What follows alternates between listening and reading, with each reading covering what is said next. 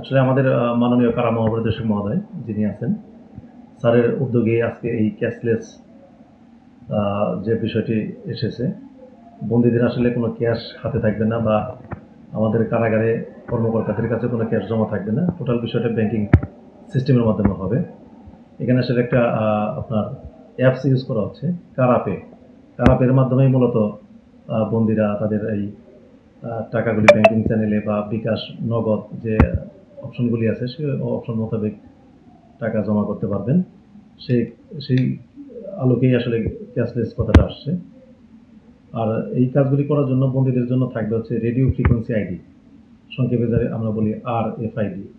এই আইডির মাধ্যমে তারা আসলে কারাগারের ভিতরে তাদের নিজস্ব আইডি ব্যবহার করে তারা ক্যান্টিন থেকে তাদের প্রয়োজনীয় জিনিসপত্রগুলো ক্রয় করতে পারবেন। এতে করে হয় কি যে অন্য বন্দী অন্যদের বা তার বাইরের অন্য কোনো আইডি ইউজ করে আর সে কোনো কেনাকাটা করতে পারবে না। এবং কেনাকাটা শেষে যদি জামিন যাওয়ার সময় কোনো টাকা তার অতিরিক্ত থেকে যায় অ্যাকাউন্টে, তাহলে সে বাইরে যাওয়ার সময় ক্যাশ টাকাটাও নিতে পারবে অথবা ব্যাংকিং চ্যানেল থেকেও তার অবশিষ্ট টাকাগুলি সংগ্রহ করতে পারবে। এতে করে বন্দী এবং বন্দীর আত্মীয় স্বজন সকলেই উপকৃত হবে বলে আমার